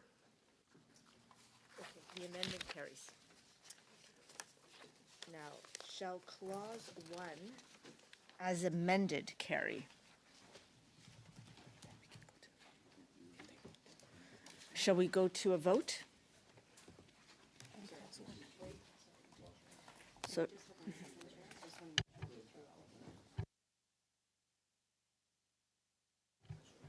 I'll give everyone a minute to take a peek. Clause 1 as amended. Yes. Okay. Shall clause 1 as amended carry? Okay. Shall we have a recorded vote? Recorded vote, please. So the vote is on clause 1 as amended. Mr. Fagis-Katos? No. Ms. Sodi? No. Ms. Zaid? No. Monsieur Zubiri? No. Mr. Ma? Mr. Minigakis? Yes. Mr. Ridicop? Yes. Ms. Rampel-Garner? Yes. Monsieur Brunel-Duceppe? Yeas pour 5, 5, nays contre 4. 4. The amendment carries. Thank you. The clause carries, sorry. Okay, shall clause 2 carry? Just gather a moment to make sure everybody knows what we're talking about. Shall clause 2 carry? On division, is that okay? On division? Oui. Okay. Clause 2 carries on division. Shall clause 3 carry? On division? On division? Clause 3 carries on division. So you can call clause 4, and then you can say we're on clause 4. So we are on clause 4. And then Ms. Rempel-Garner has an amendment. I believe that Ms. Rempel-Garner has an amendment. I believe it is, yes, CPC 3. And for our interpreters, it's 136197959. Sorry. I just want to make sure that they know what we're talking about. CPC 3. Yes, Ms. Garner, Rempel-Garner, do you want to speak to it, or does Mr. Redekop do? He can move it, right? Okay. Yes, Mr. Redekop, please. Yeah. Thank you, Chair. So I move the following, that Bill C-3 in Clause 4 be amended, A, by replacing line 6 on page 7 with the following, quote, at least 1,095 days during any period of 5 consecutive years before the person's adoption, or B, by replacing line 16 on page 7 with the following, at least 1,095 days during any period of 5 consecutive years before the person's adoption. So this motion is basically the same as we just did in CPC 1, just to make it consistent between the adoption side and the born outside of the country side. So we've talked about it, I don't have much more to say than that. It's just to keep it consistent with the rest of it. Thank you. Debate? Mr. Fagis-Katos. Just a question to officials. I would assume that your concern raised earlier holds here as well. Yes. Thank you, Mr. Fagis-Katos. Anyone else? Monsieur Brunel-Duceppe? Do you have wise words here? No? Okay. Okay, shall CPC 3 carry? Vote or vote? Please record a vote. Mr. Clerk. CPC 3, Mr. Fagis-Katos? No. Ms. Sodi? No. Ms. Zaid? No. Monsieur Zubiri? No. Mr. Ma? Mr. Minigakis? Yes. Mr. Ridicop? Yes. Ms. Rampel-Garner? Yes. Monsieur Brunel-Duceppe? Yeas pour 5, nays contre 4. 4. Okay, CPC 3 carries. Thank you. Next, we are going to Lib 4. Shall Lib 4 carry? You will need to move it first. Lib 4, I believe that Mr. Erskine Smith would like to move it first.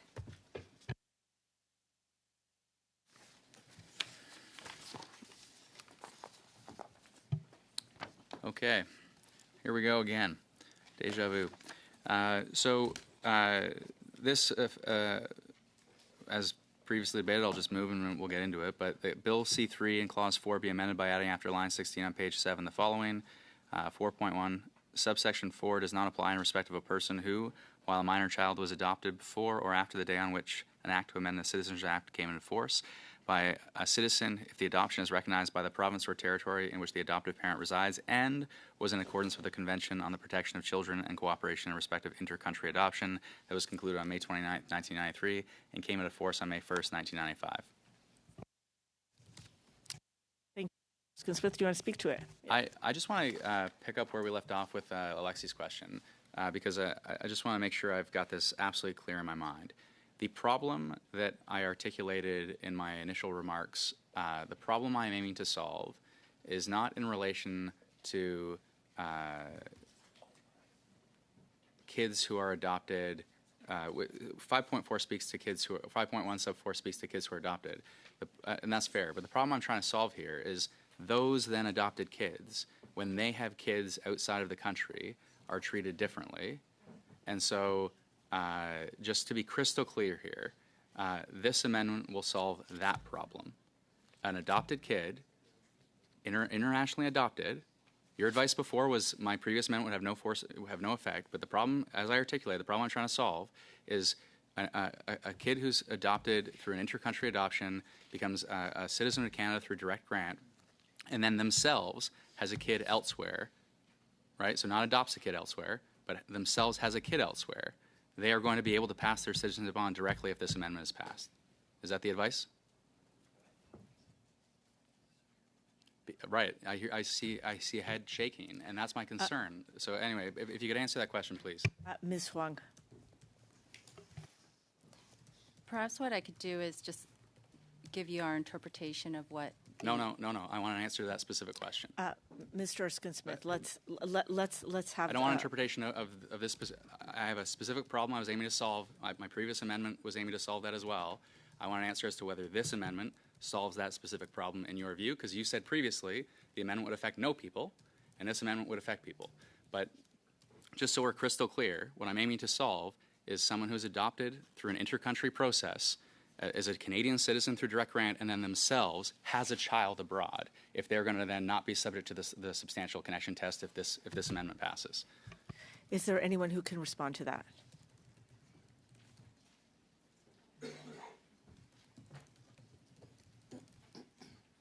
Ms. Dewan. Thank you for the question, Madam Chair. I can speak to what our analysis of this amendment, what the effect would be. This amendment as drafted will have the effect of allowing adopted children to access the 5.1 grant, irrespective of the generation of the adoptive parent, if the parent was also adopted and granted under 5.1. It will not make it possible for an adopted person to pass on their citizenship by descent to a child born abroad.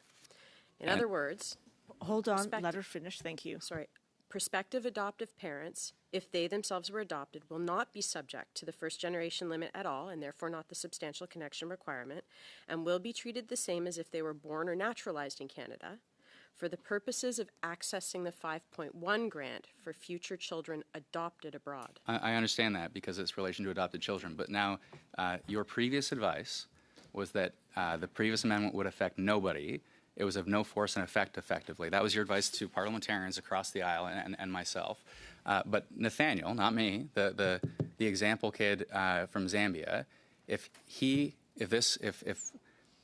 this amendment doesn't actually solve the problem of him having a kid abroad. So he is going to be treated differently. Whereas now, that previous amendment, where you told me that it would have no force and effect, wouldn't that have solved that problem so he could have passed that citizenship on directly? Is there anybody who wants to respond to that? Ms. Huang? Again, all I can say is we have analyzed the previous amendment as when you had tabled it, and it is our view that it has no effect. This amendment, however, is doing something different, so we can speak to this amendment, but the previous amendment did not have any effect. Sorry, so Ms. Dewan, you just said, and correctly, that this would apply to adopted kids. So if, for example, you have someone subject to an intercountry adoption who then goes on to adopt, right, which is why I actually changed from or to and, to make sure that there's always that real and substantial connection to a provincial or territorial agency and residence here in Canada. So real and substantial connection is then built into the process. My concern, though, is I feel absolutely misled because the previous amendment would have actually affected a change such that someone who is adopted through an intercountry adoption would have then not been subject to the real and substantial connection test if they had themselves a kid abroad. Tell me I'm wrong. Is there anybody that wants to respond to that? Ms. Dewan. Thank you for the question. I cannot answer your hypothetical. Mr. Erskine-Smith, there was an amendment on the table, and you gave advice that appears to be incorrect kindly allow advice. the witness to answer. Sorry, not the witness, but our officials to answer. The amendment that was previously tabled did not have an effect because of the provision of the act that it was proposing to amend. It is possible to amend the act in such a way that you could achieve the effect you seek to achieve, but not through the previous amendment. Thank you. Thank you. I just have one last question, Chair, and then I will leave it alone. But the amendment to this section specifically speaks to kids who are adopted abroad, and you've told me that it affects a change.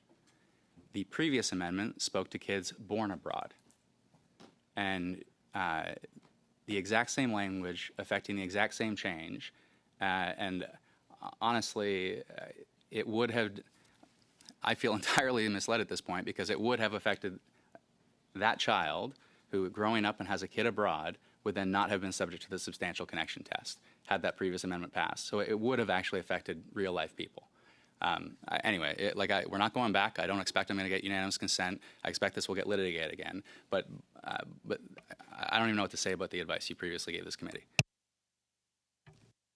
Erskine Smith, and thank you, officials, for that. Is there any other debate? Okay. Shall Liberal 4 carry? Shall we do vote? Vote, Mr. Clerk. The vote is on the amendment Lib 4. Mr. Fagitstatus? Sorry, Fagitskatus. Yes. Yes. Ms. Sodi? Yes. Ms. Zaid? Oh, no, I'm sorry. Sorry. Yes. Mr. Zubiri? Monsieur Zubiri? Yes. Mr. Ma? No. Mr. Minigakis? No. Mr. Riddicup? No. Ms. Rempel-Garner? No. Monsieur Bounet-Duceppe? Yeas pour 4, nays contre 5. The amendment does not carry. We are now moving on to the new version of CPC 4, which, just for interpreters, is 136-35995. So 136-35995. Nope. According to what is in front of me, I have 136-35995. I will double check with my legislative clerk. Oh, 998. Sorry, she has, sorry, it's 998. I apologize. I'll read it out one more time. Newer version of CPC 4, 136-35998. Bingo. Okay, sorry about it. Sorry, Ms. Rempel-Garner, please go ahead. Oh, Mr. Remcott's going to do it. Thank you, Madam Chair. So I move the following, that Bill C-3 in Clause 4 be amended by adding, after line 16 on page 7, the following. 4.1, no person who is adopted on or after the day on which an act to amend the Citizenship Act 2025 comes into force may be granted citizenship under any of subsections 1 to 3 if the person A is 18 years of age or more but less than 55 years of age at the date of his or her application and does not have an adequate knowledge of one of the official languages of Canada. B is 18 years of age or more but less than 55 years of age at the date of his or her application and does not have an adequate knowledge of Canada and of the responsibilities and privileges of citizenship as demonstrated in one of the official languages of Canada. Or C is 18 years of age or more and has not undergone a security assessment to determine whether or not they would be inadmissible under any of sections 34 to 37 of the Immigration and Refugee Protection Act. So once again, this is just a duplication of what we discussed previously. I'm sure all the previous comments would just carry over to here, and I just would move that we go to a vote. Thank you. Yes, Mr. Fagitskatos. I'll just, for the record, ask officials to put their view on the record.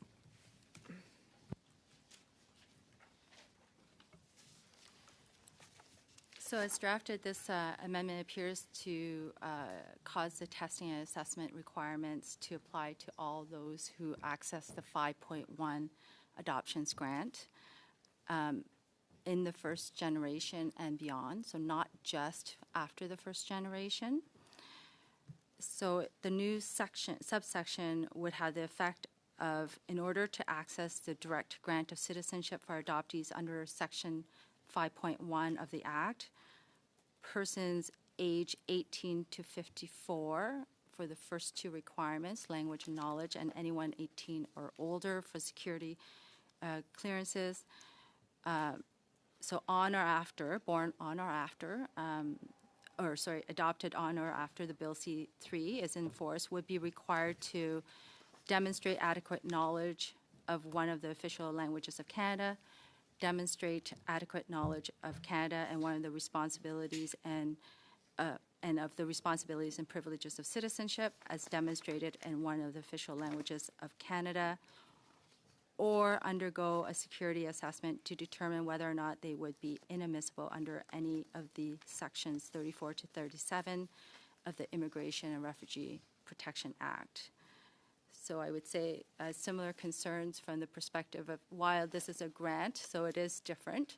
In the previous amendment was applying to children born abroad in the first generation and beyond who are citizens from birth. This one would be applying in the grant context where they do have to come forward to seek a grant, and part of that grant there are criteria that have to be met. And this proposed amendment is introducing additional criteria that would have to be met in order to be granted citizenship.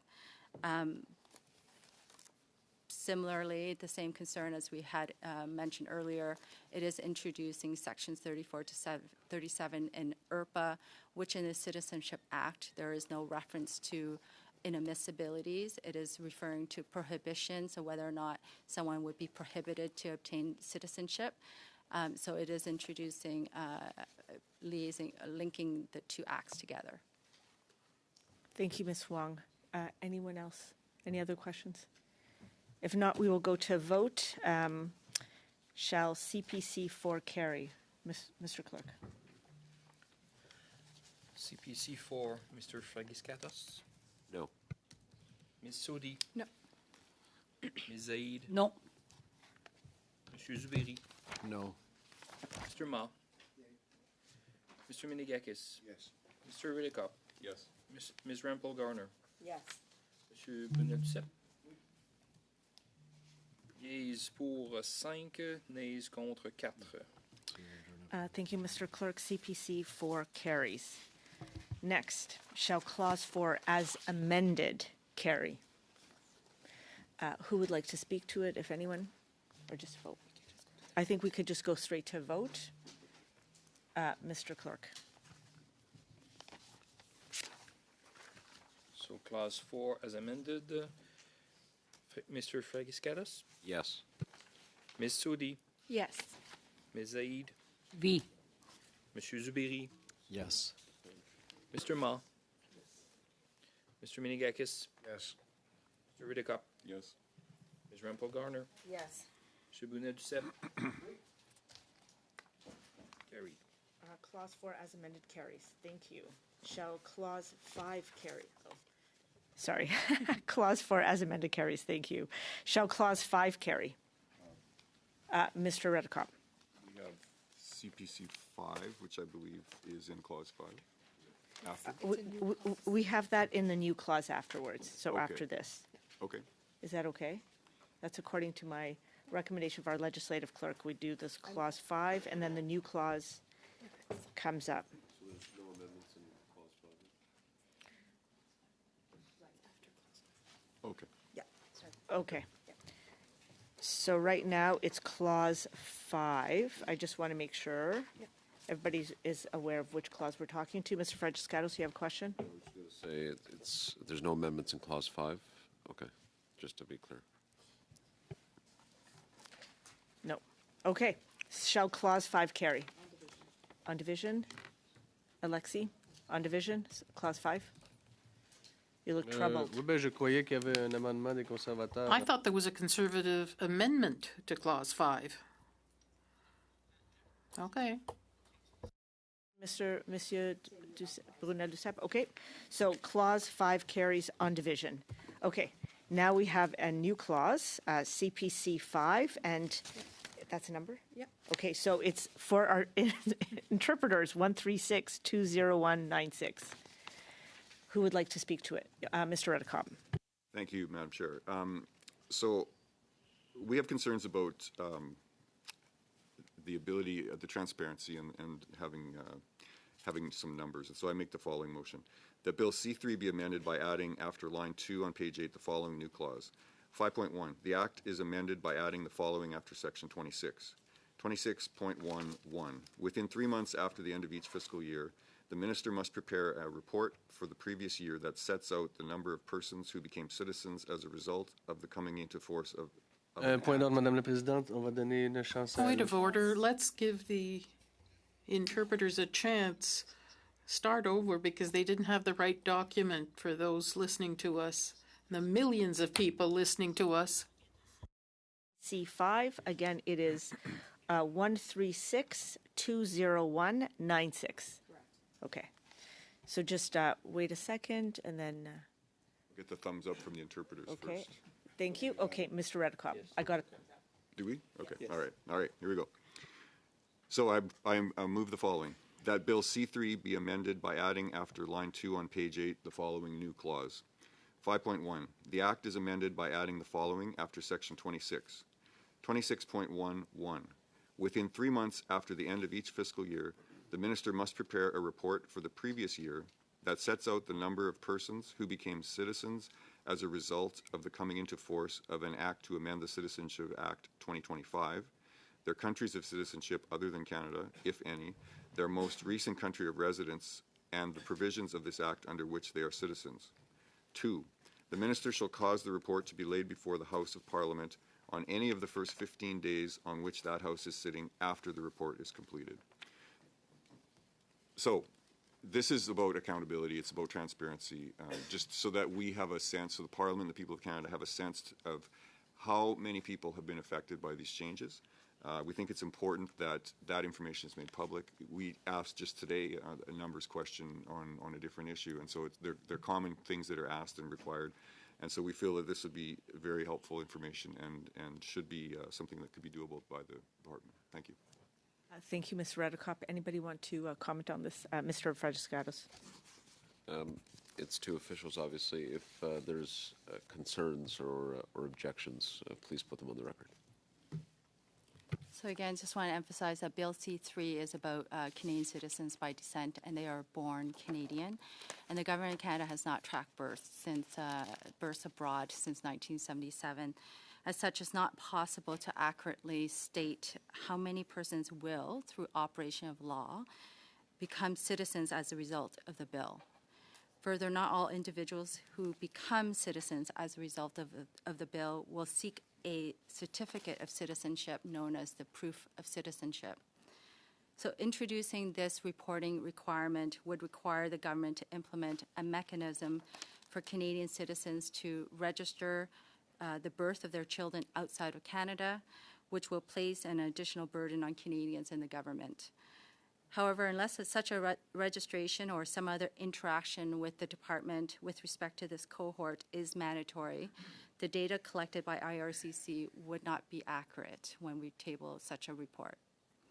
In the case of adoptees, because they come forward to seek a grant of citizenship of 5.1, that is something we could report on because there is an application process and they do come forward and we have a record of that. Thank you, Ms. Huang. Any other questions or comments? Okay.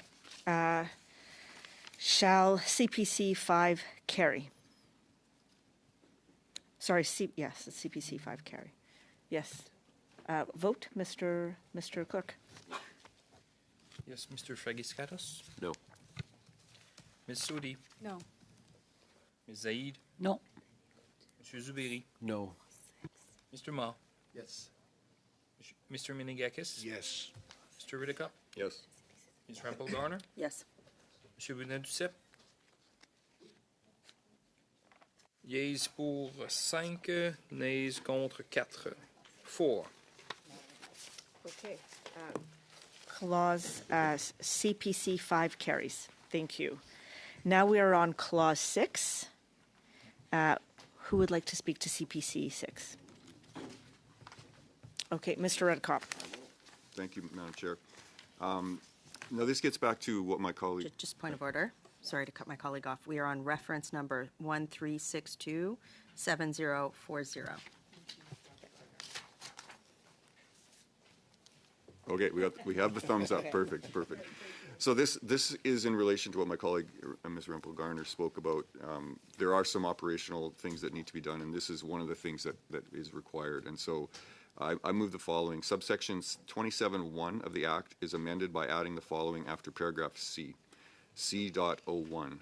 Respecting the length of physical presence in Canada required under subparagraphs 3.3a(ii), 3.3b(ii), 5.14a(ii), and 5.14b(ii), including the manner of calculating the length of physical presence, any documents required to demonstrate that a person meets the requirement and the circumstances in which the requirement does not apply. So again, this is to give the department some ability to get documentation and to be able to actually operationalize some of the other things that we've asked for in here. Thank you. Thank you, Mr. Redekop. Anyone else? Mr. Fragiskatos. Just to get officials to put their view on the record. There would be 4 points that I would make for this proposed amendment. Given that length of time is a significant factor in how the bill, in shaping the bill, it is something that would normally be put in the Citizenship Act and legislated, and not that it would be put in the regulations. The second point is that it would be redundant to have it in two places. So the proposed amendment, you would have it in the Act, but you would also have it in regulations. And the third point is that there's already regulation making authority in the Act to define the information and evidence that would be required for us to assess the substantial connection requirement. And I would just like to point out that the department already does this on a regular basis for various lines of businesses, from assessing permanent residency status to assessing the grant of citizenship, whereby they have to meet 1,095 days within the last 5 years.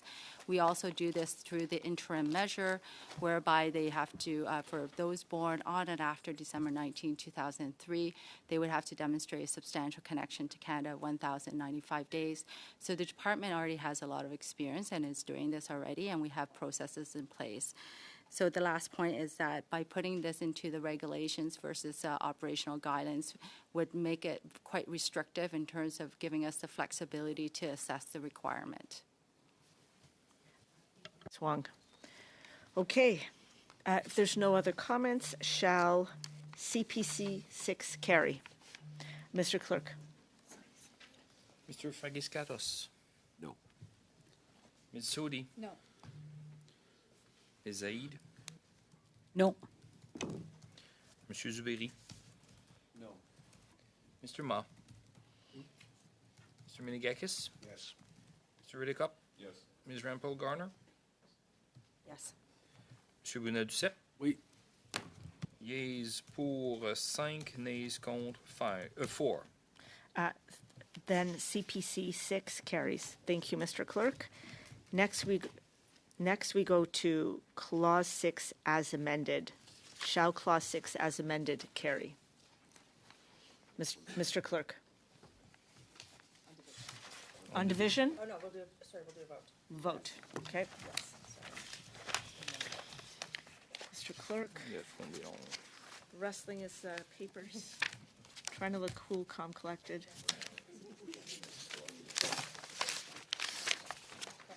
Okay.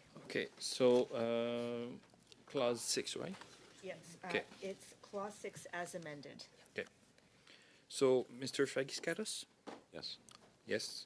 Ms. Sodi? Yes. Ms. Zaid, I'm sorry? Yes. Monsieur Zuberi? Mr. Oui. Ma? Yes. Mr. Minigakis? Yes. Mr. Redekop? Yes. Ms. Rempel-Garner? Yes. Monsieur Bonnat-Duceppe? Oui. Carried. Thank you. Thank you. Clause 6 as amended has carried. Okay, on to CPC 7. Who would like to introduce that? Mr. Redekop. Thank you, Madam Chair.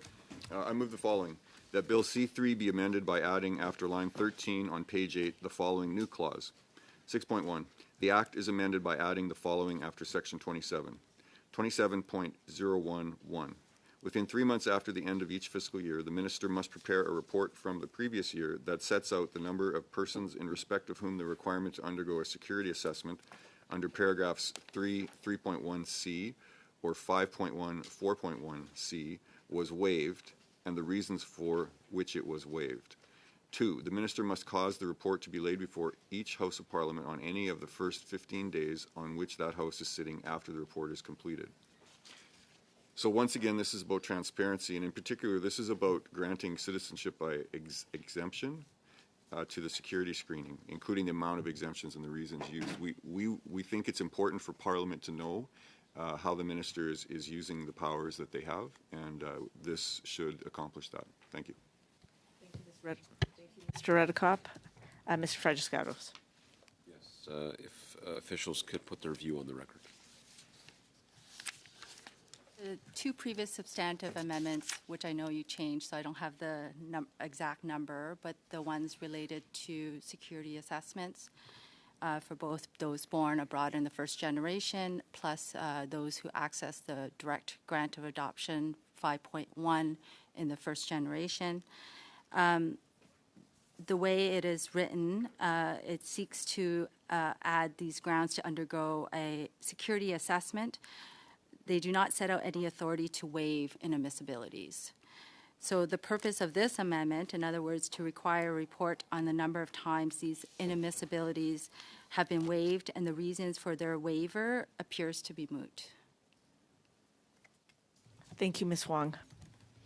If there's no further comments, then let's go to a vote. Shall CPC 7 carry? Mr. Clerk. Mr. Fragiscatos? No. Ms. Soudi? No. Ms. Zaid? No. Monsieur Zubiri? No. Mr. Ma? Yes. Mr. Minigakis? Yes. Mr. Redekop? Yes. Ms. Rampol-Garner? Yes. Monsieur Bonnat-Duceppe? Oui. Yeas pour 5, nays contre 4. 4. Thank you, Mr. Clerk. CPC 7 carries. Next, we are going to Clause 7. Shall Clause 7 carry? Clause 7 shall. On division? On division? Yes, on division. Clause 7 carries on division. Okay, good job. Now we move on to the title. Shall the title carry, which is the current title is an act to amend the Canadian, an act to amend the Citizenship Act 2025. Shall the title carry? Yes. On division? On division, Alexi, I need to see your eyes. Shall the title carry on division? Sorry. Thank you. Shall the bill as amended carry? On division, Alexi, yes, thank you. Shall the chair report the bill as amended to the House? Yes. Okay, on division, thank you. Shall the committee order a reprint of the bill as amended for the use of the House at report stage? Okay, so I will take that on division as well. Thank you. I do want to take a chance to say thank you to the officials. Thank you. Thank you for your patience. Thank you for answering questions. Thank you for being here today, and thank you for all your hard work. Thank you. I think that takes us right to the end of our time. And so as there's nothing else on the agenda, this meeting is adjourned.